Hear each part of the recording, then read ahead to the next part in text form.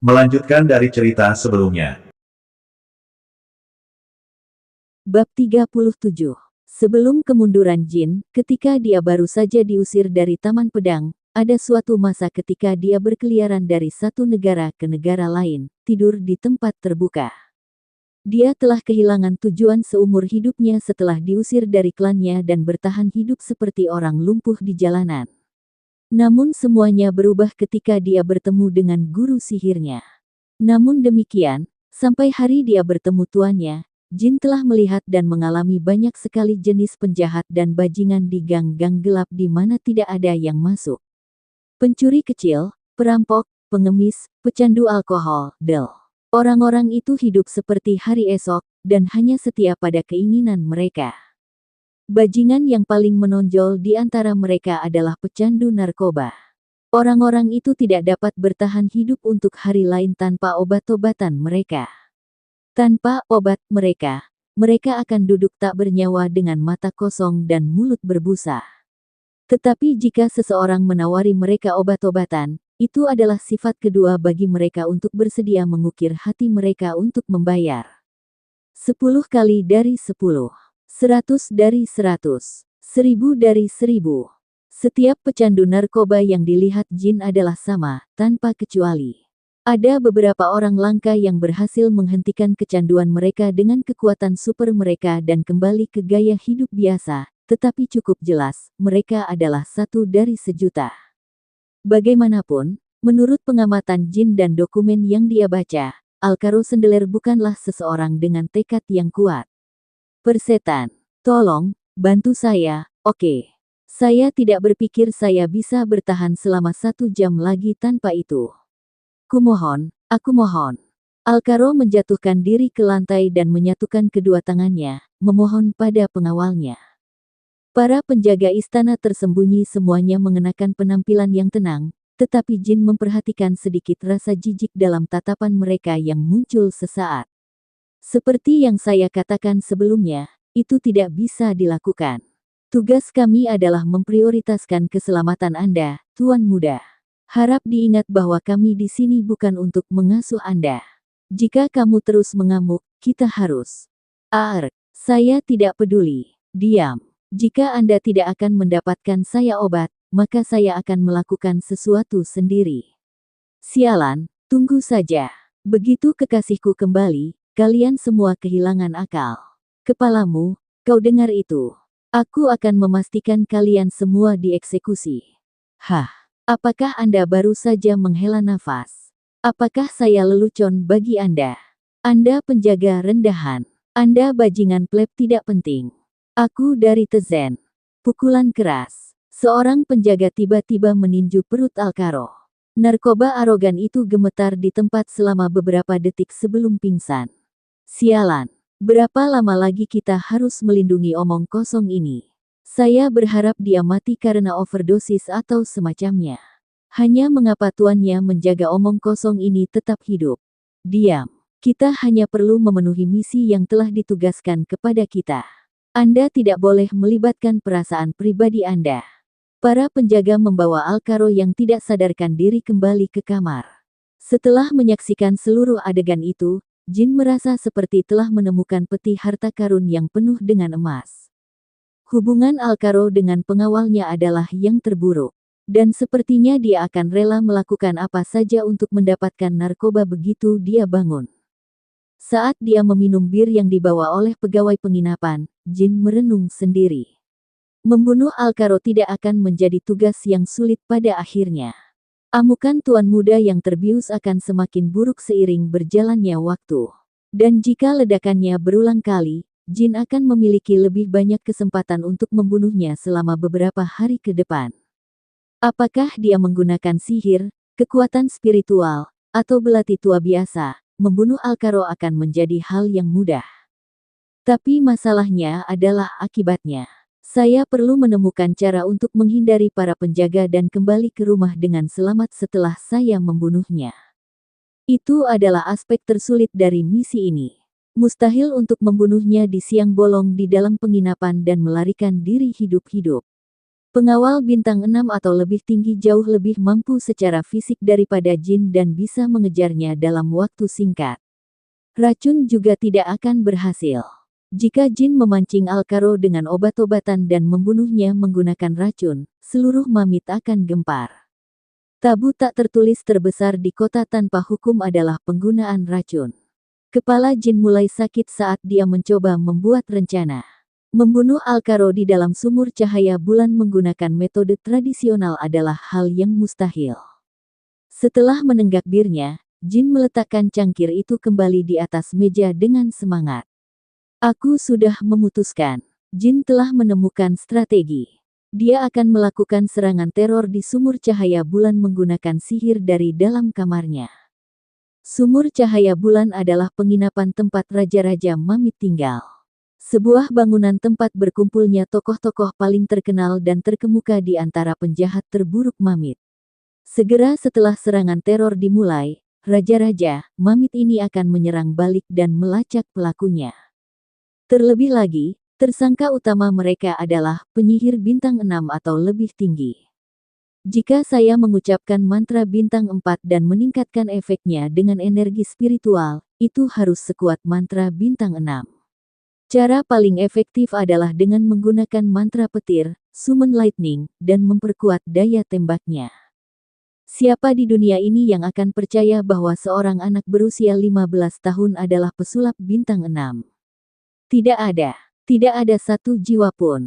Bahkan Beradin Zivelkalon untuk menjadi patriark Zivel berikutnya baru saja menjadi pesulap bintang 6 pada usia 18 tahun, mengguncang seluruh dunia dengan kejeniusannya. Membutakan mantra bintang 6 secara membabi buta pada usia 15 tidak mungkin dilakukan, bahkan untuk para jenius dari klan Zivel. Tidak perlu terlalu memikirkan ini. Aku akan mengisi kamarku dengan energi spiritual untuk menutupi jejak sihir yang dilemparkan. Ketika sesuatu diselimuti energi spiritual, keberadaan dan kehadirannya menjadi samar, tidak peduli apa itu. Jin pernah melemparkan belati yang tertutup energi spiritual dan dengan mudah berhasil membunuh seorang prajurit bintang 4. Mana dan aura juga bukan pengecualian dari aturan ini. Jin yakin bahwa dia dapat dengan mudah menyembunyikan mantra bintang 4 dengan energi spiritualnya. Dengan demikian, para tamu yang tinggal di sumur cahaya bulan akan percaya bahwa serangan teror itu berasal dari luar. Tidak mungkin raja-raja mamit yang kuat tidak akan menyadari mana yang tiba-tiba dihasilkan di dalam penginapan. Oleh karena itu, mereka mempercayai indera mereka dan percaya bahwa pelakunya ada di luar.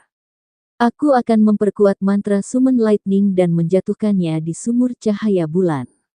Aku mungkin akan terluka juga, tapi aku akan baik-baik saja karena aku membawa Liontin Orgal. Liontin Orgal dapat meniadakan sebagian besar efek mantra sihir bintang 5 atau lebih rendah. Bintang 6 dan seterusnya sedikit lebih berbahaya, tapi kekuatan penangkal Liontin itu tidak sepenuhnya tidak berguna. Dengan mana dan energi spiritual saya saat ini, saya pikir saya dapat menggunakan mantra petir pemanggilan yang diperkuat sebanyak 4 kali. Jika saya membaca mantra 4 kali di berbagai area penginapan, itu akan membuat keributan di antara para tamu. Sementara itu, jin akan berpura-pura terluka dan berjalan di sekitar penginapan. Dan begitu dia menemukan Alkaro, dia akan membunuhnya dan menyelesaikan tugasnya. Akan lebih baik lagi jika Alkaro sialnya terkena langsung oleh salah satu mantra petir dan langsung mati. Saya selalu merasa terganggu dengan betapa mudanya saya, tetapi kadang-kadang cukup membantu. Sesuai dengan namanya, summon lightning adalah mantra yang menyerang seseorang dengan kilatan petir yang tiba-tiba jatuh dari langit.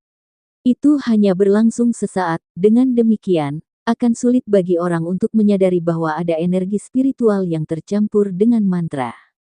Dan bahkan jika seseorang melihat beberapa energi gelap di dalam kilatan petir, kemungkinan mereka hanya akan menganggapnya sebagai varian yang tidak diketahui dari mantra normal. Kekuatan spiritual tidak begitu terkenal di seluruh dunia, sedangkan semua jenis varian sihir ada di seluruh benua. Kemunduran jin, kekuatan spiritualnya, bersama dengan bakat bawaannya dengan sihir. Seandainya dia kehilangan salah satu dari ini, dia bahkan tidak akan berpikir untuk mencoba serangan teror di sumur cahaya bulan. Tidak perlu menunggu beberapa hari lagi. Kita tidak pernah tahu apa yang akan dilakukan oleh pecandu narkoba itu jika saya menunggu terlalu lama. Saya akan memulai rencananya besok siang. Daripada menyerang pada malam hari atau tengah malam ketika kebanyakan orang sedang tidur, akan jauh lebih efisien untuk menyerang di siang hari bolong. Semakin banyak orang menyaksikan mantra petir pemanggilan bintang 6 dengan mata kepala sendiri, semakin bermanfaat bagi jin. Pukul 10.30 pagi. Jin turun ke lobi dan memesan sarapan yang terlambat. Dia disajikan roti yang baru dipanggang, telur rebus, dan sup. Ini semua adalah bagian dari rencananya. Dia harus berperilaku seperti setiap tamu lain yang menginap di sumur cahaya bulan dan memulai paginya sebagai manusia normal. 5 Raja Mamit juga ada di lobi sambil sarapan. Mereka menyeringai ketika mereka merasakan aura lemah memancar dari jin.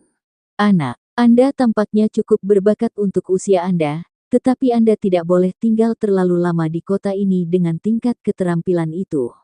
Anda hanya akan dirugikan jika Anda menimbulkan masalah. Salah satu dari 5 berbicara kepada anak itu. Terima kasih atas sarannya. Tapi ada seseorang yang harus kutemukan. Saya akan memastikan saya tidak menimbulkan masalah bagi orang-orang yang tinggal di sini. Haha, domba yang jinak. Meskipun kamu adalah serigala ganas yang membunuh seseorang dengan belati hanya dalam sekejap belum lama ini. Kamu berada pada level yang sama sekali berbeda dibandingkan dengan para pemabuk itu. Saya tahu tempat saya dan tahu kapan tidak melewati batas, sikapmu cukup. Bagus. Saya akan mengizinkan Anda untuk tinggal di sini selama beberapa hari lagi. Terima kasih banyak. Saya tidak akan pernah melupakan bagaimana Raja-Raja Mamit merawat saya bahkan setelah saya meninggalkan kota. Jin sedikit menundukkan kepalanya dan meninggalkan tempat duduknya, kembali ke kamarnya. Raja-Raja Mamit menemukan sikapnya yang menawan dan mulai mengobrol satu sama lain. Mamit sudah selesai. Lihat. Bahkan anak nakal seperti dia datang dan pergi sesuka mereka sekarang. Yah, aku yakin dia akan pergi setelah beberapa hari. Jika tidak, dia mungkin akan dibunuh oleh beberapa orang rendahan acak di daerah itu. Tetap saja, dia tampak seperti anak yang cukup baik. Mungkin aku harus merekrutnya ke dalam organisasi kita sebagai pemula. Jangan. Dia mungkin akan berakhir lumpuh jika kamu membiarkan orang-orangmu lepas di sekelilingnya karena ketampanannya. Bewahaha. Semua Raja Mamit tertawa terbahak-bahak. Sikapku cukup. Sampah yang menggelikan. Setelah kembali ke kamarnya, Jin juga tertawa terbahak-bahak. Dia merasa lucu bahwa bajingan yang telah melakukan beberapa kejahatan terburuk di kota menjadi pendukung tata krama dan kesopanan. Dia tidak sabar untuk menjatuhkan beberapa petir di kepala mereka. Jin duduk bersila di tengah ruangan. Dia menutup matanya dan melepaskan energi spiritual. Tak lama kemudian, energi gelap berasap mulai merembes keluar dari seluruh tubuhnya. Untuk memulai serangan pada siang hari, dia harus rajin mempersiapkan detail yang lebih kecil sejak dini. Saya akan mengisi seluruh ruangan dengan energi spiritual sehingga tidak ada yang bisa merasakan apapun dari luar.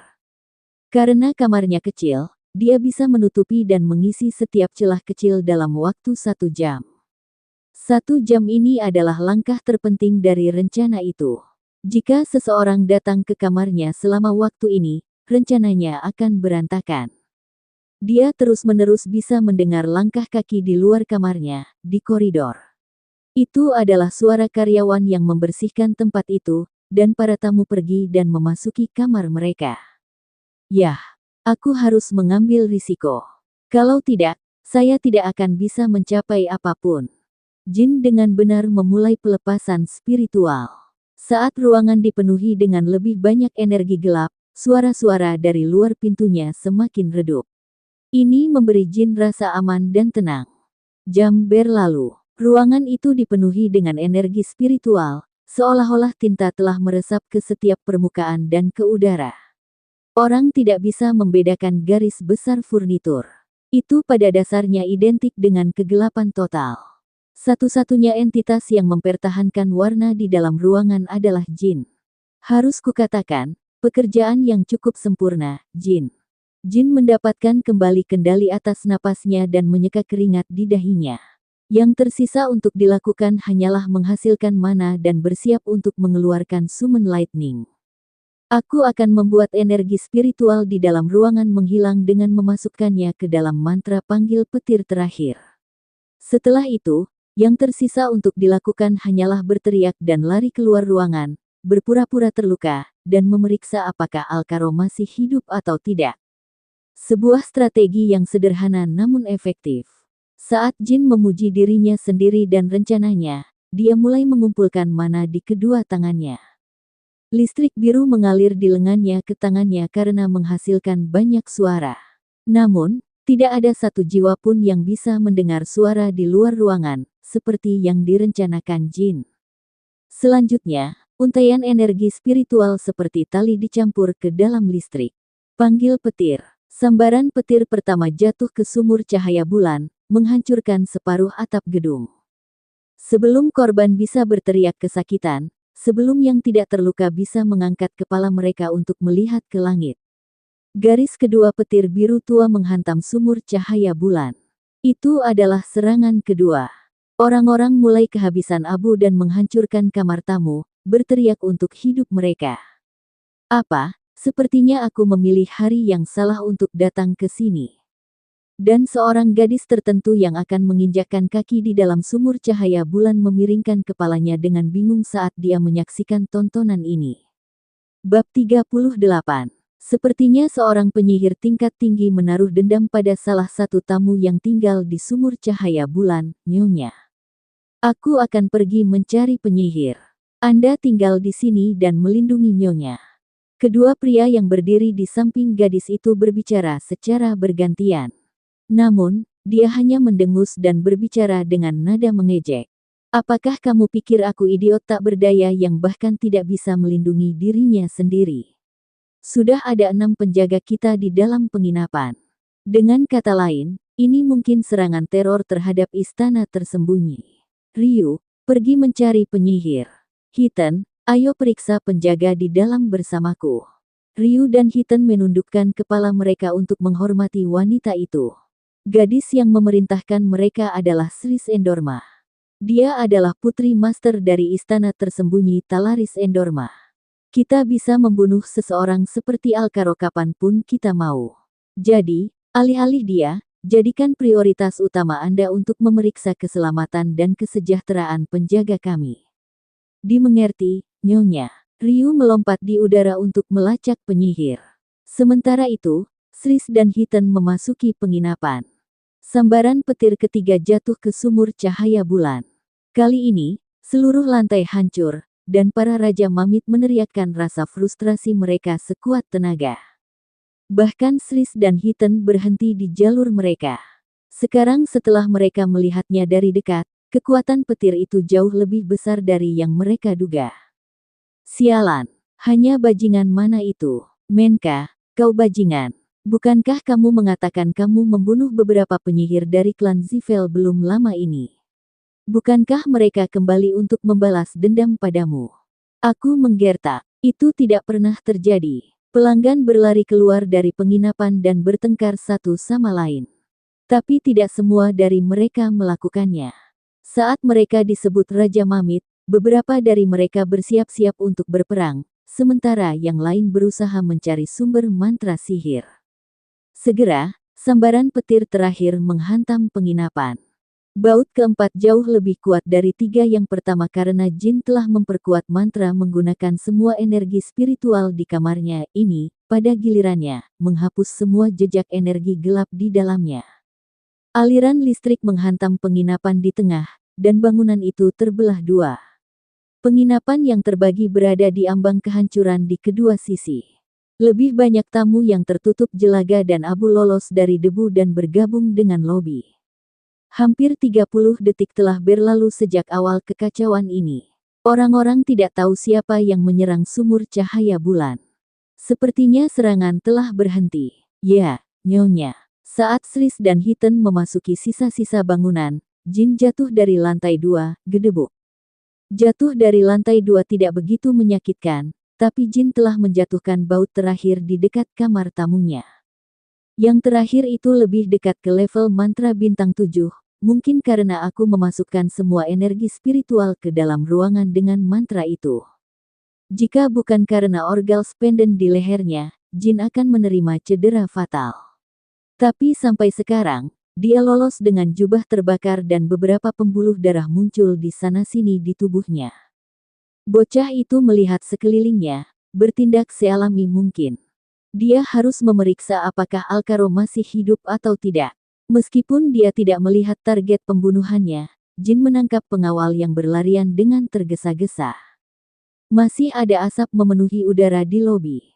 Jika Alcaro selamat dari mantra petir yang sangat kuat, Jin harus menemukannya sekarang dan membunuhnya. Ini adalah satu-satunya kesempatannya. Jin hendak mengeluarkan belatinya, tetapi membeku. Dia mendongak dan melihat seorang gadis tak dikenal menatapnya.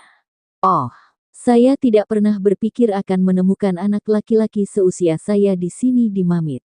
Hei, kamu baik-baik saja. Anda harus menuju keluar ke tempat yang aman untuk saat ini. Nyonya, orang-orang kita sepertinya berkumpul di sana. Keenamnya aman dan sehat. Itu melegakan. Untuk saat ini, suruh mereka berkumpul. Dan jika mereka masih melindungi Alcaro, perintahkan saja mereka untuk membunuhnya. Dimengerti. Dan begitu Ryu menemukan penyihir itu, tangkap dia bersama orang-orang kita. Karena semua mantranya terlihat mirip, itu pasti seorang penyihir tunggal di balik serangan ini. Iya, anak laki-laki di lantai segera menyadari ketika dia mendengarkan percakapan mereka. Dia putri tuan istana tersembunyi. Dari sikapnya, dia datang sejauh ini untuk berurusan dengan Alcaro. Pertemuan yang tidak terduga, tapi Jin menganggap pertemuan ini sebagai berkah daripada kemalangan. Menurut apa yang dia katakan, bahkan jika Alcaro selamat dari mantra, mereka akan tetap membunuhnya. Jadi tidak perlu bagiku untuk memeriksanya dan membunuhnya sendiri. Terlebih lagi, putri tuan istana tersembunyi mengira serangan ini disebabkan oleh seorang penyihir dan tidak mencurigaiku. Mulai sekarang, orang yang memegang otoritas tertinggi di penginapan ini adalah putri tuan istana tersembunyi. Bahkan jika Raja Mamit dihormati oleh kota dan diperlakukan sebagai bangsawan di sini, mereka tidak memiliki kesempatan untuk melawannya. Sangat mungkin dia akan menduga ini adalah serangan teror terhadap istana tersembunyi. Maka yang perlu saya lakukan hanyalah berpura-pura ketakutan dan melarikan diri dari tempat ini. Bukan hanya gadis itu, pelanggan lainnya yang tinggal di sumur cahaya bulan mengira seorang penyihir telah menyerang mereka. Dengan demikian, kemungkinan Jin dituduh sebagai pelakunya sangat rendah. Namun, ada satu masalah. Jika putri tuan istana tersembunyi melihat wajahku, segalanya bisa menjadi rumit di kemudian hari. Tidak masalah jika para pemimpin Mamit atau anak kecil kota melihat wajahnya. Mereka tidak akan pernah bertemu lagi dalam kehidupan Jin, dan bahkan jika itu berakhir menjadi masalah, dia hanya bisa membungkam mereka di masa depan. Tapi putri tuan istana tersembunyi adalah cerita yang sama sekali berbeda. Dia adalah seseorang yang pasti harus ditemui Jin jika dia tinggal di Taman Pedang. Nyonya, apakah semua orang baik-baik saja? Di mana Alcaro? Ah, itu, kami tidak punya alasan. Alcaro telah tewas dari serangan tadi. Kami telah gagal melindunginya. Apakah begitu? Itu sempurna. Tidak perlu malu. Kerja bagus menahan perilaku menjengkelkan tolol itu sejauh ini. Saya datang sejauh ini untuk berurusan dengannya sejak awal. Sementara gadis itu berbicara dengan anak buahnya, Jin mengambil segenggam jelaga dan menggosokkannya ke seluruh wajahnya. Ini lebih baik daripada tidak menyembunyikan wajahnya. Sris menghunus pedang putih bersih dan mengangkatnya ke udara. Istana tersembunyi sekarang akan mengambil kendali atas penginapan ini. Saya Sris Endorma, putri penguasa istana tersembunyi Talaris Endorma, Kapten 7 Pedang Istana Tersembunyi. Semua yang menentang akan dianggap sebagai musuh istana tersembunyi mulai sekarang. Hitan, Perintahkan anak buah kita untuk menghadang dan mengatur segala pergerakan dan aktivitas dalam radius 500 meter. Pastikan tidak ada yang bisa bergerak sampai Ryu menemukan penyihir. Mengerti? Ya, Nyonya. Apakah Anda mengatakan bahwa Anda adalah putri Tuan Istana Tersembunyi? Tetap saja, tempat ini adalah Mamit. Jadi sebagai Raja Mamit, agak menjengkelkan jika Anda mencoba mengendalikan situasi meskipun kehadiran kami sangat jelas. Juga, bukankah sangat mungkin kita diserang karena Istana Tersembunyi sejak awal? Yang angkat bicara adalah Raja Mamit yang menyebutkan tentang sopan santun pagi ini kepada Jin. Begitu dia selesai menyatakan maksudnya, raja-raja lain di sekitarnya mengangguk setuju. Iya, bawakan aku kepalanya. Saat kata-kata menakutkan itu bergema, Hiten menghilang dari tempatnya tanpa jejak. Penjaga itu muncul di belakang lawan entah dari mana, dan kilatan linier metalik tercermin di mata semua orang. Hiten membawa kepala mayat itu, yang masih membuka matanya, dan dengan sopan meletakkannya di kaki Sris. Saya menyebutkan bahwa semua orang yang menentang akan dianggap musuh, bukan? Dan, Raja Mamit, sudahkah Anda bermain bangsawan di tumpukan sampah kota ini begitu lama sehingga Anda lupa tempat Anda? Apakah Istana Tersembunyi itu lelucon bagimu, Raja?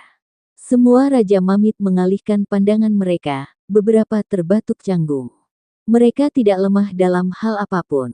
Jika semua Raja Mamit menyatukan kekuatan mereka, mereka bahkan bisa memiliki peluang melawan bawahan Sris.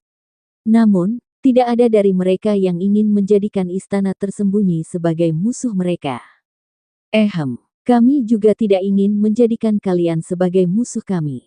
Tapi setidaknya, hormati kami dan perhatikan posisi kami. Orang yang baru saja meninggal juga tidak sepenuhnya salah, kan? Jika terungkap bahwa serangan itu ditujukan pada penjaga Istana Tersembunyi, kami akan mengganti kerugianmu. Tapi bagaimana jika sebaliknya? Bagaimana jika orang-orang kami adalah pengamat yang tidak bersalah dari serangan yang ditujukan pada salah satu dari kalian? Sris membalas dengan tajam, yang tidak bisa dibantah oleh Raja Mamit. Menghela nafas, baiklah. Lakukan apa yang kamu mau. Kami tidak tahu bahwa penjaga yang melindungi obat bius itu adalah bagian dari Istana Tersembunyi. Kami akan meninggalkan Anda yang bertanggung jawab. Kami juga ingin menemukan penyihir dan membunuhnya, jadi tujuan kami selaras. Baik, untuk saat ini, minta semua yang selamat berkumpul di sini. Saat ini, salah satu dari 7 pedang Istana Tersembunyi sedang mencari penyihir di luar sana. Tapi masih mungkin pelakunya adalah seseorang di antara kalian, itu tidak mungkin. Tak satu pun dari kita adalah penyihir. Saya tidak meragukan itu. Tapi mungkin saja salah satu dari Anda baru-baru ini memiliki sisi buruk dari pesulap yang bersangkutan. Potongan sampah seperti Anda menyebabkan segala macam masalah kemanapun Anda pergi, benar. Bagaimanapun, minta semua orang berkumpul di sini. Semua Raja Mamit menghela nafas saat mereka menuruni tangga bersama dengan para penyintas lainnya. Sementara itu, Sris menurunkan pandangannya. Kenapa kamu masih bermalas-malasan di sini? Bukankah aku sudah memberitahumu untuk pergi keluar ke tempat yang aman sekitar 3 menit yang lalu? Tidak seperti percakapannya dengan Raja Mamit, Sris menggunakan nada yang jauh lebih lembut dan lembut saat berbicara dengan Jin. Bocah itu meringkuk untuk menyembunyikan wajahnya sebanyak mungkin. Karena itu menakutkan. Dan saya melukai kaki saya sebelumnya. Maafkan saya. Ahahaha, kamu cukup menakutkan untuk seorang pemuda, meskipun kamu memiliki pedang di ikat pinggangmu. Lucunya, sekarang, bergeraklah, dan lupakan semua yang Anda lihat hari ini. Oh, dan kenakan ini di kakimu sebelum pergi. Terima kasih banyak. Sris mengeluarkan salep yang diseduh menggunakan mana penyembuhan. Jin hendak menerimanya dengan tangan jelaganya, tapi Sris tersenyum dan menggelengkan kepalanya. Lihat tangan kotormu. Biarkan aku memakainya padamu. Tarik kembali kaki celana Anda. Namun, bukankah Anda cukup beruntung? Anda tidak hanya selamat dari serangan teror, saya, Sris Endorma, secara pribadi mengoleskan salep di kaki Anda. Anda seharusnya merasa terhormat. Jin dengan kikuk menarik kembali kaki celananya.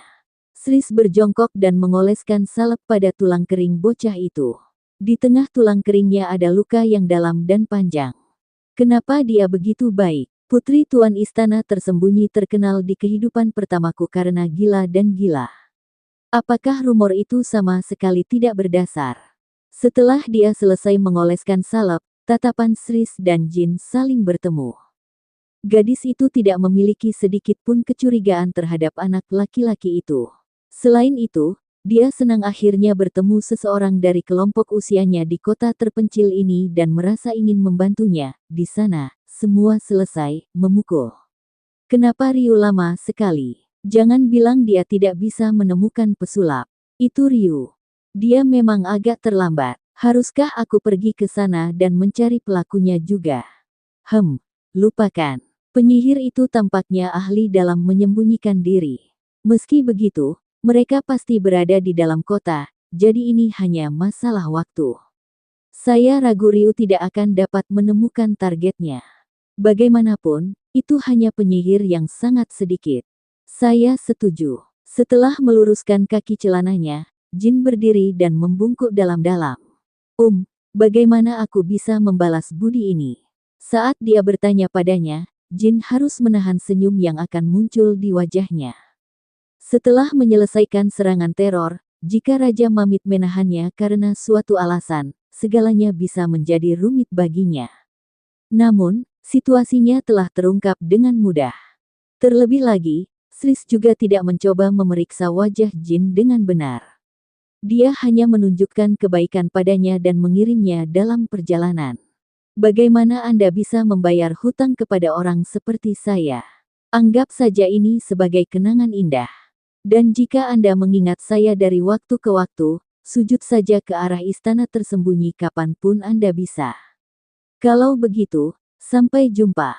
Setelah meninggalkan penginapan Moonlit Well, Jin mengikuti jalan dan meninggalkan Mamit. Sementara dia mendapat bantuan dari Sris, Alkaro masih mati karena sihir Jin sendiri, jadi dia tidak punya alasan untuk merasa bersalah atau malu tentang penyelesaian misinya. Bab 38. Sementara itu, divisi termuda sedang menjalankan misi mereka sendiri. Dan bertentangan dengan harapan semua anggota kelas menengah, anggota faksi Jin bernasib cukup baik melawan para orc. Mereka telah menaklukkan 17 dari 25 orc yang ditugaskan untuk mereka kalahkan. Ini menghasilkan 18. Kalau terus begini, kita semua mungkin benar-benar kembali hidup-hidup tanpa korban.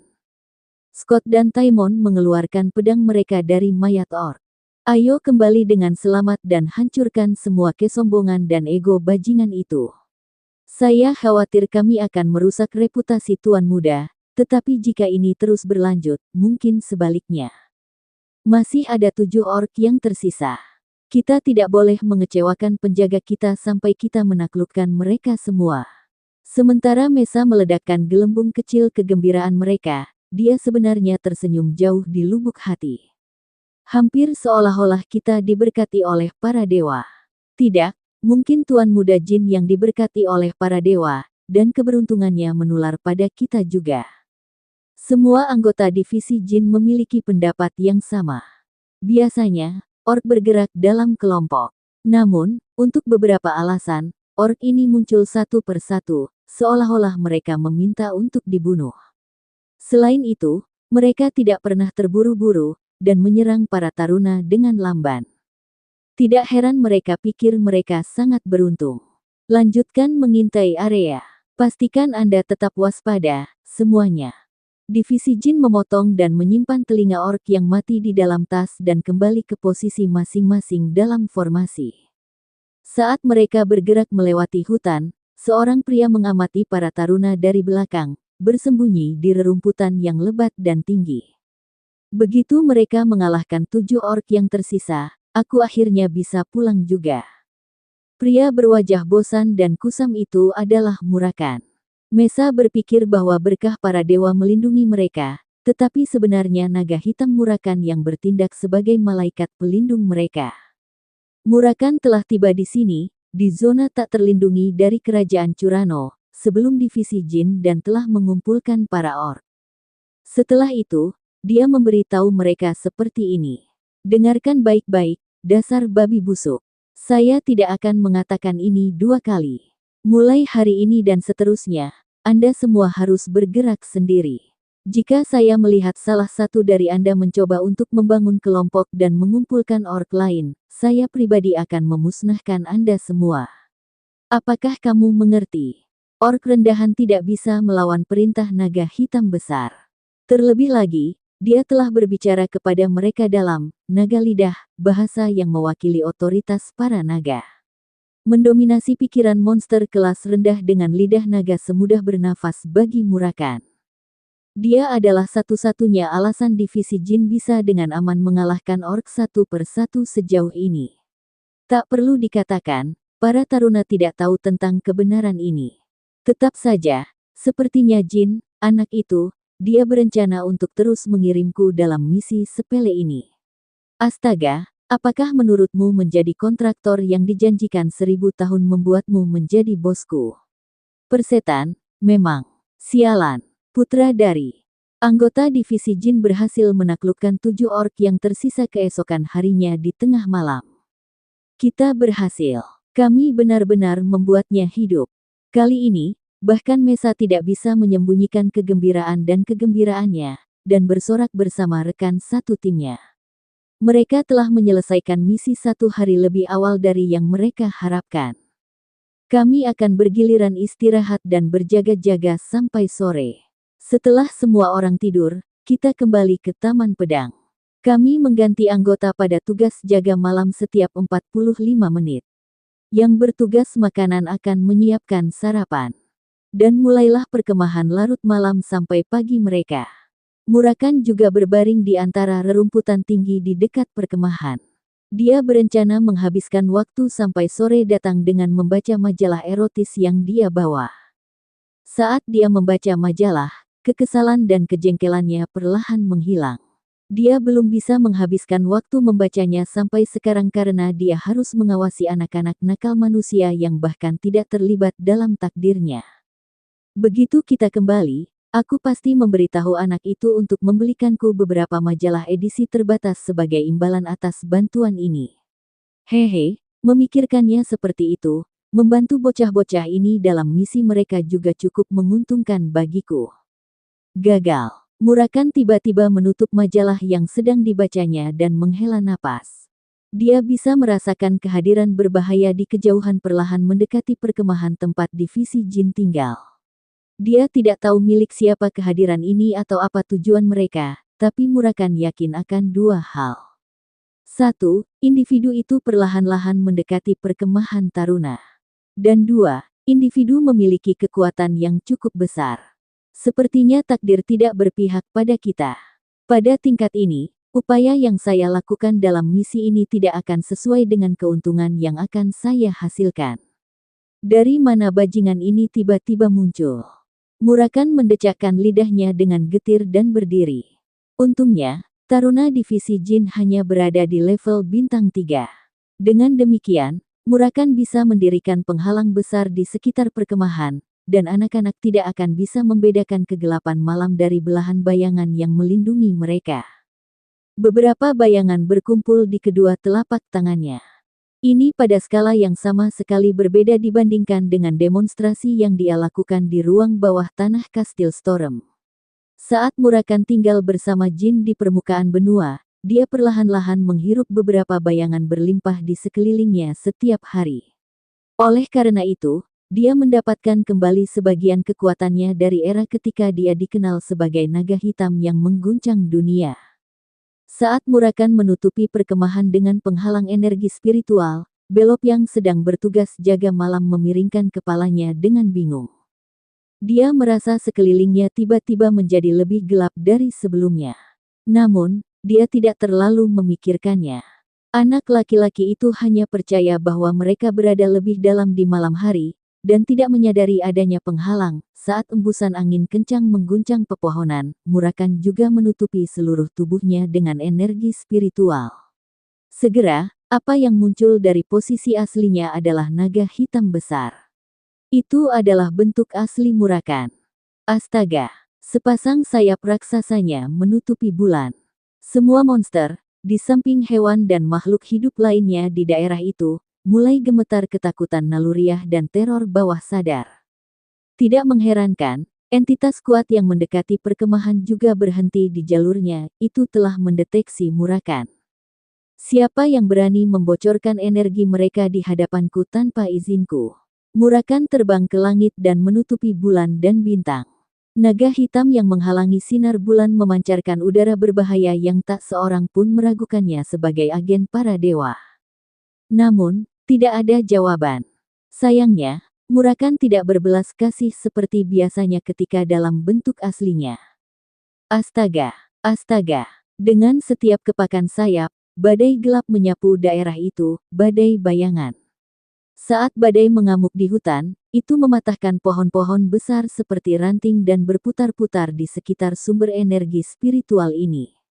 Baru saat itulah individu yang berbaring di kejauhan akhirnya berdiri untuk mengungkapkan diri mereka sendiri. Setelah memverifikasi respon dari entitas ini, Murakan berhenti mengepakkan sayapnya. Tubuh raksasanya yang bisa dibandingkan dengan benteng tertutup bebatuan. Di bawah helm besar yang dibentuk dengan sihir kuno ada dua mata merah cerah, menatap tajam ke arah naga. Akhirnya, ada tombak dan perisai besar di kedua tangannya. Itu adalah makhluk yang disebut pemakaman raksasa. Itu bukan makhluk hidup, melainkan peninggalan kuno dari zaman kuno. Murakan terkejut dengan kemunculan raksasa pemakaman ini. Raksasa pemakaman telah menghilang tanpa jejak sekitar 2000 tahun yang lalu. Mereka ditugaskan untuk melindungi kuburan para dewa yang telah meninggal, tetapi ras naga telah memusnahkan mereka. Dengan kata lain, raksasa ini seharusnya tidak ada lagi di zaman modern, apalagi muncul sebelum Murakan. Saat naga dengan tenang mendarat di tanah, raksasa pemakaman mengangkat perisainya. Untuk sesaat, Murakan menatap musuhnya dan merasa ada yang tidak beres dengan situasi ini. Tapi aku tidak senang melihatmu, raksasa pemakaman mengeluarkan erangan menjijikkan dan menurunkan posisinya. Murakan mengencangkan timbangannya saat dia mengingat perang kuno antara kedua ras. Dia bersiap untuk melepaskan napasnya. Sementara itu akan meninggalkan jejak, dia harus menyelesaikan pertarungan ini secepat mungkin. Murakan membuka rahangnya dan kegelapan berkumpul di lingkungan yang berbahaya. Setelah beberapa detik, dia telah mengumpulkan energi spiritual yang cukup untuk meruntuhkan seluruh pegunungan hingga rata dengan tanah. Saat dia menarik napas, daerah sekitarnya tiba-tiba tenggelam dalam kegelapan total. Raksasa pemakaman menurunkan satu kakinya dan menyembunyikan tubuhnya di balik perisainya, tapi dia tidak bisa menahan kekuatan Murakan. Yang bisa dilakukannya hanyalah meneriakkan satu erangan terakhir di pintu kematian, seperti yang dilakukan para raksasa pemakaman lainnya 2000 tahun yang lalu ketika menghadapi naga. Hancur. Saat menghembuskan nafas terakhirnya, raksasa pemakaman itu hancur berkeping-keping, dan hujan puing-puing turun di tempat ia berdiri sebelumnya. Setelah pertempuran berakhir, Murakan kembali ke wujud manusianya dan terengah-engah. Seluruh tubuhnya terasa seperti pecah karena dia telah menggunakan terlalu banyak kekuatan untuk pertama kalinya dalam waktu yang lama. Tidak mungkin seorang raksasa pemakaman hanya secara acak selamat dari perang sampai hari ini dan tetap tidak terdeteksi. Persetan, aku yakin keluarga Zivell entah bagaimana berhubungan dengan kejadian ini. Apa yang sedang terjadi di seluruh dunia saat ini? Setelah merenung sejenak, Murakan menggelengkan kepalanya. Untuk saat ini, aku seharusnya tidak memberitahu Jin tentang ini. Apapun yang terjadi, aku hanya perlu melindunginya. Selama anak itu tumbuh dengan mantap selama 10 tahun lagi, dia akan cukup kuat untuk menghadapi keluarga Zivell. Keesokan harinya, di ruang bawah tanah Lokakarya terfragmentasi Boufat Gaston. Boufat berjalan berputar-putar dan menyeret tubuhnya yang gemuk. Dia cukup cemas sehingga dia tidak bisa berhenti menggigit ibu jarinya. Berderak, seorang pria memasuki ruangan. Dengan mantel yang apik dan tatapan yang tajam, individu yang tegas ini adalah Vishukel Ivliano. Dia adalah wakil pemimpin kelompok revolusioner Kinzelo. Tuan Vishukel, terjadi masalah. Karya seni saya yang luar biasa adalah. Aku sudah diberitahu tentang itu. Raksasa pemakaman dihancurkan tadi malam, bukan? Memang. Siapa yang akan melakukan tindakan mengerikan seperti itu? Beraninya mereka memperlakukan karya seni saya sedemikian rupa. Apakah mereka memandang rendah jiwa seorang seniman? Vishukel menghela nafas dalam-dalam. Untuk mencapai tujuan utama Kinzelo, orang bodoh yang berkhotbah tentang jiwa seorang seniman ini sangat diperlukan, dan Vishukel menganggap kebenaran itu tidak menguntungkan. Bolfat, jiwa seniman Anda bukanlah yang terpenting saat ini. Raksasa pemakaman dihancurkan oleh seekor naga tadi malam, naga. Betul sekali. Faktanya, itu adalah naga yang mengendalikan bayangan. Saya mengkonfirmasinya dengan mata kepala sendiri sebelum datang ke sini. Vishukel sangat cemas dan gelisah bahwa dia akan menjadi gila. Kinzelo telah mempersiapkan Grand Master Plan mereka sejak 500 tahun yang lalu. Mereka akhirnya menjalankan rencana mereka, tetapi insiden ini tiba-tiba menghalangi mereka. Terlebih lagi, sebagian besar naga aktif hari ini bekerja untuk Zivels. Bolfat berhenti membuat keributan dan menatap Vishukel dalam diam. Itu tidak mungkin. Apakah Anda mengatakan naga telah memperhatikan gerakan dan rencana kita? Bukan hanya itu adalah naga bayangan. Tidak ada yang pasti untuk saat ini, tapi itu pasti peringatan dari mereka.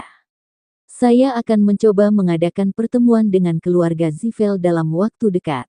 Sementara itu, pastikan Anda mengawasi semua yang terjadi di area ini.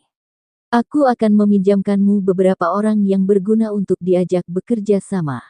Dimengerti, aku tidak percaya ini. Ngomong-ngomong, Lord Vishukel, kamu sudah sarapan belum? Saya ingin makan kroket ubi jalar.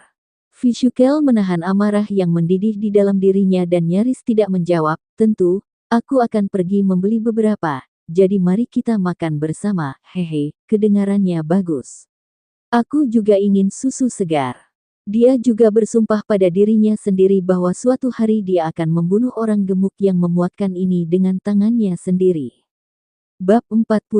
Jin dan kembalinya divisi termuda yang sukses dari misi masing-masing adalah topik terpanas di kelas menengah. Tidak ada yang memperkirakan hasil ini. Kebanyakan orang percaya bahwa sementara beberapa anggota divisi termuda akan kembali hidup-hidup, banyak dari mereka akan binasa selama misi. Namun, Jin adalah kejutan terbesar. Dia harus membunuh kekasih tuan istana tersembunyi di Mamit, dan tidak ada yang mengira itu bisa dicapai. Mereka semua mengira Jin akan kembali tanpa menyelesaikan misi. Tidak ada seorang pun di dunia ini yang ingin mati pada usia 15 tahun. Kuhahaha, pembawa bendera yang menugaskanmu misi ini pasti terkejut. Aku yakin mereka sedang marah sekarang. Bahkan Z terkejut dengan keberhasilan misi tersebut. Dia memuji Jin di depan taruna lain beberapa kali dan menunjukkan kepuasan dan kegembiraannya. Setiap kali itu terjadi, si kembar Tona mundur ketakutan, dan taruna lainnya menerima bahwa Jin telah menjadi tren baru dari kelas menengah. Ya, tren baru, anggota divisi termuda menjadi sasaran kecemburuan dari yang lain. Semakin banyak taruna yang berharap untuk bergabung dengan divisi bungsu daripada faksi Miu, N, atau si kembar Tona.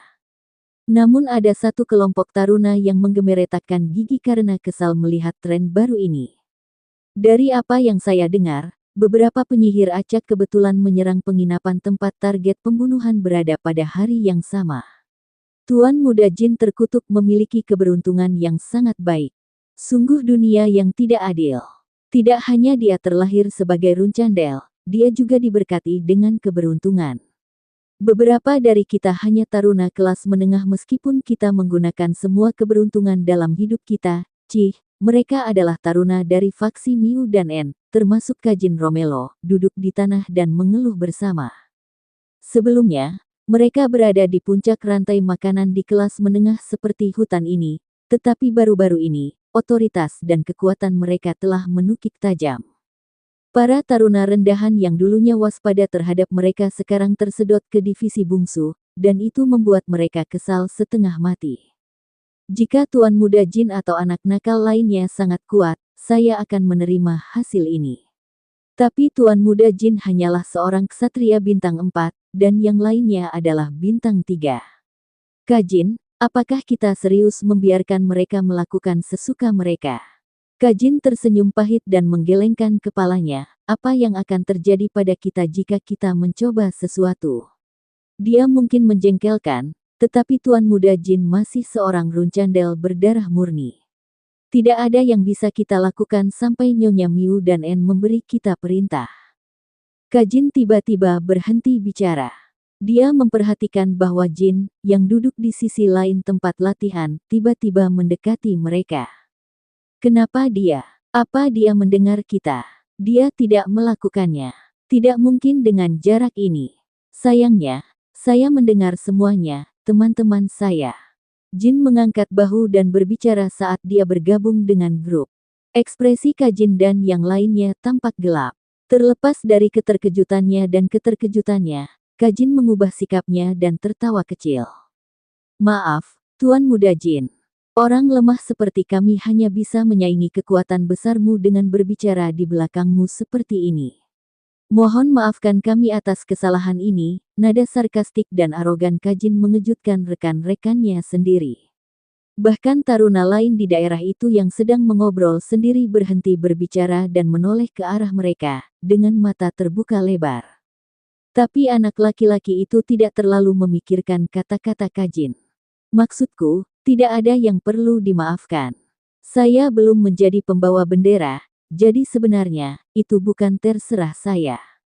Kamu mungkin mengatakan itu, tetapi tidak bisakah kamu menggunakan otoritasmu sebagai runcandel untuk membuat kadet rendahan sepertiku dicambuk sebagai hukuman? Saya akan dengan rendah hati menerima hukuman apapun yang Anda berikan kepada saya. Situasinya berubah menjadi masam, tetapi Kak Jin tidak lupa bahwa Miu dan En, yang mendukungnya, memiliki otoritas yang jauh lebih besar daripada Jin. Mengapa kamu percaya bahwa aku akan melakukan hal seperti itu? Karena sikap saya yang kurang ajar dan tidak sopan. Para taruna lain mulai berkumpul di sekitar mereka, saling berbisik. Kelas telah berakhir untuk hari itu, jadi Z dan asisten instruktur sudah pergi. Hai, Kak Jin. Jaga lidahmu saat berbicara dengan Tuan Muda. Kamu gila. Dia sudah mengabaikan pelanggaran Anda. Jangan memaksakan keberuntunganmu. Kalian adalah orang-orang yang seharusnya tidak memaksakan keberuntungan mereka. Akulah yang akan dihukum, bukan kalian bajingan. Astaga, kalian semua telah tumbuh begitu banyak dalam waktu yang singkat. Anda bahkan tidak bisa menatap mata saya sampai beberapa waktu yang lalu. Haruskah aku menganggap kalian sebagai bagian dari faksi Tuan Muda Jin sekarang? Kak Jin memelototi para penonton dan mereka menghindari tatapannya. Dia adalah predator puncak dari kelas menengah sampai Jin tiba. Dia adalah salah satu ksatria bintang 5 paling terampil di kelas dan mendapat dukungan dari Miu dan En Runcandel. Bahkan si kembar Tona tidak bisa sembarangan berbicara dengan Kak Jin. Sungguh pemandangan yang tidak menyenangkan, Kak Jin. Ya, saya yakin itu pasti tidak menyenangkan bagi Anda, Tuan Muda. Tetapi saya juga merasa tidak enak melihat orang lain menghormati Anda untuk misi yang tidak Anda selesaikan dengan kekuatan Anda sendiri. Hanya karena kau runcandel berdarah murni, mereka mengibaskan ekornya padamu. Bajingan gila ini, kamu pikir kamu sedang berbicara dengan siapa? Mesa yang melihat melangkah maju dan menghunus pedangnya. Dia akan melompat ke Kak Jin untuk membunuhnya, tetapi Jin mengangkat tangannya dan menghentikannya. Tuan Muda, aku harus membunuh bajingan kurang ajar itu hari ini. Bahkan jika aku mati saat mencoba, setidaknya aku pasti akan memotong lengannya. Cukup, Mesa ragu-ragu sejenak sebelum menyimpan pedangnya. Sepertinya kamu salah paham denganku, Kak Jin. Ketika saya mengatakan itu adalah pemandangan yang tidak menyenangkan, saya tidak berbicara tentang komentar sarkastik Anda kepada orang lain atau sikap Anda yang kurang ajar terhadap saya. Lalu apa yang menurutmu sangat tidak menyenangkan, Tuan Muda? Sebagai ksatria bintang 5, kamu adalah salah satu, jika bukan kadet paling terampil di kelas menengah. Anda bahkan mungkin lebih kuat dari saya. Jadi mengapa kamu menggunakan kata-kata buruk sederhana di belakangku? Kali ini, Jin menghunus pedangnya dan mengarahkannya ke Kajin. Kau bisa saja memfitnahku tepat di depan wajahku. Apakah karena kamu tidak cukup berani untuk menghadapiku dalam pertarungan? Saya cukup yakin saya mengatakan siapapun bisa menyerang saya jika mereka mau pada hari pertama saya di sini. Kajin mengangkat kepalanya dan diam-diam menatap mata Jin. Apakah kamu yakin tentang ini? Memang. Berdiri dan siapkan pedangmu. Jin mundur beberapa langkah dan menyiapkan posisinya. Kajin hanya menatap tercengang dan taruna lainnya tidak bisa menyembunyikan keterkejutan dan ketegangan mereka. Mengapa Tuan Muda Jin melakukan ini? Semua orang menanyakan pertanyaan yang sama. Sementara Jin kuat, mereka semua percaya bahwa dia masih kurang dibandingkan dengan Kajin dan bahwa dia tidak akan pernah bisa menang melawan Ksatria Bintang 5. Tidak perlu bersikap mudah padaku. Mari kita anggap ini serius. Kedengarannya seperti kamu ingin aku keluar semua dan bahkan menggunakan aura. Kajin berdiri dan menghunus pedangnya sendiri. Benar. Kamu akan menyesali ini, Tuan Muda. Jangan berpikir bahwa Anda akan dapat mengejutkan saya dan memotong lengan saya dengan mudah seperti terakhir kali. Anda harus berusaha sekuat tenaga bahkan untuk bermimpi menghadapi saya. Jika saya harus keluar semua, Anda tidak akan pernah bisa menang melawan saya, bahkan dalam 1000 tahun, sungguh gertakan kosong. Dentang. Kajin adalah orang yang melakukan langkah pertama.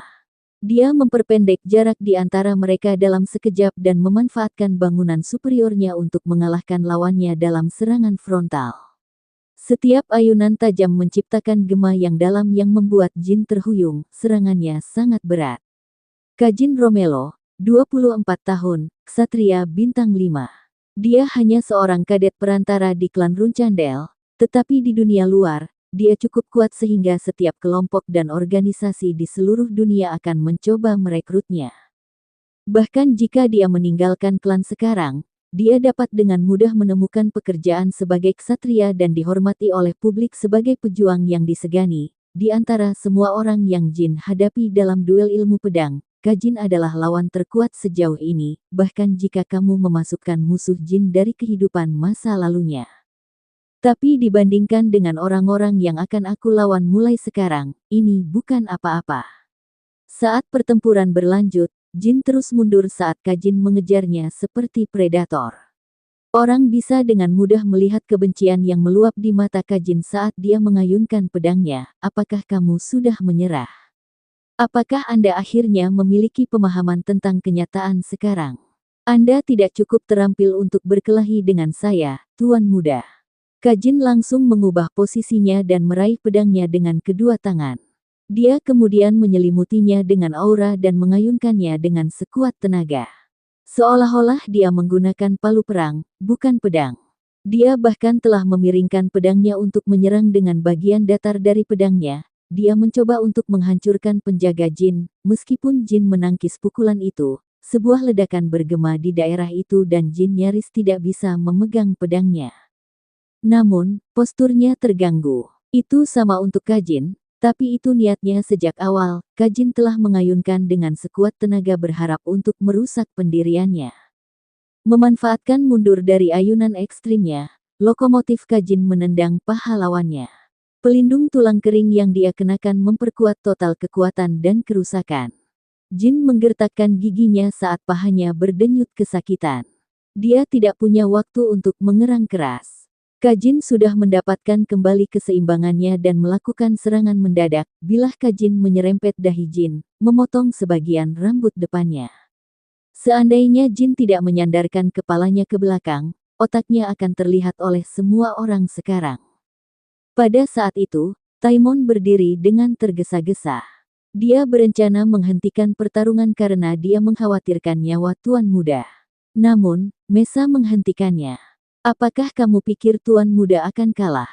Taimon yang yakin menggaruk bagian belakang kepalanya dengan canggung dan duduk kembali. Sekarang, semua taruna yang menonton percaya bahwa pertempuran itu benar-benar sepihak. Dibandingkan dengan Jin yang terengah-engah, Kajin masih dengan cepat mengayunkan pedangnya yang dipenuhi aura kuat dan melotot. Namun, Jin tidak mundur karena takut. Dia mencoba memusatkan pikirannya pada sensasi tertentu. Sama seperti saat aku terkena marmer baja Haitona, aku perlahan bisa mulai melihat lintasan serangan Kajin. Sensasi aneh yang dia rasakan saat dia berlatih dengan Clearstone bersama saudara-saudaranya, ada banyak sekali jalur yang bisa diambil oleh satu bilah saat meluncur di udara. Tapi untuk Ksatria Bintang 5, hanya ada begitu banyak lintasan yang bisa mereka tempuh dengan tingkat keahlian mereka. Itu terutama terjadi pada lawan seperti Kajin, yang membiarkan amarah mengendalikan pikiran dan tubuhnya. Dengan demikian, Jin memutuskan untuk mengakhiri pertarungan dengan 3 gerakan berikutnya. Dia harus lebih memprovokasi Kajin untuk membuatnya menggunakan keterampilan dan teknik tersembunyinya jika ada. Aku sudah memahami seranganmu dengan baik sekarang. Anda tidak akan bisa menang melawan saya. Saya melihat bahwa Anda akan terus menggertak sampai akhir, Tuan Muda. Jin hanya harus menghindari serangan 2 kali lagi. Dia percaya bahwa Kajin akan mengikuti pola serangan yang dia gunakan selama ini, tidak perlu mengubah rencana atau taktik ketika itu berguna sejauh ini. Faktanya, sekarang Jin telah memprovokasi dia dengan mengatakan dia bisa membaca gerakan Kajin. Ksatria Bintang 5 itu tidak akan pernah mengubah pendekatannya karena kemarahan dan kesombongannya. Tetapi jika Jin menghindari serangan Kajin dengan sempurna 2 kali lagi, Kajin harus membuat pilihan. Entah dia mengubah taktik dengan pikiran tenang, atau dia menggunakan serangan terkuatnya yang tidak akan bisa dihindari atau diblokir Jin bahkan jika dia melihatnya datang. Dan tak perlu dikatakan, pertarungan berlangsung seperti yang telah diprediksi Jin, satu ayunan kiri diikuti oleh tebasan ke atas yang tidak beraturan. Jin tidak menangkis serangan itu dan menghindarinya dengan sempurna. Dia merentangkan kakinya dan berjongkok untuk menghindari gerakan pertama, dan melangkah ke samping terlebih dahulu untuk menghindari gerakan kedua. Selama percakapan singkat ini, pikiran Kajin kacau balau. Dia mengakui bahwa Jin bisa saja menghindari ayunan kiri pertama. Tapi bocah itu telah menghindari ayunan ke atas yang tak terduga bahkan sebelum Kajin mulai mengangkat pedangnya. Dengan demikian, Kajin melepaskan semua aura yang dia miliki untuk memperkuat serangan ketiganya. Apakah Jin telah menghindari serangannya dengan membaca gerakannya atau hanya karena kebetulan, bocah itu tidak akan bisa menghindari yang satu ini. Tubuh manusia tidak sebebas dan sefleksibel air. Dan jika Jin berhasil menghindarinya, pendiriannya akan benar-benar hancur, menciptakan celah yang bagus untuk dimanfaatkan Kajin. Oleh karena itu, Kajin memutuskan untuk melepaskan sejumlah besar aura yang begitu kuat sehingga tidak ada Ksatria Bintang 4 yang bisa bertahan, tapi Kajin tidak bisa menyelesaikan kalimatnya. Sesuatu yang tidak terduga telah terjadi. Jin tidak mencoba menghindari serangan kuat itu.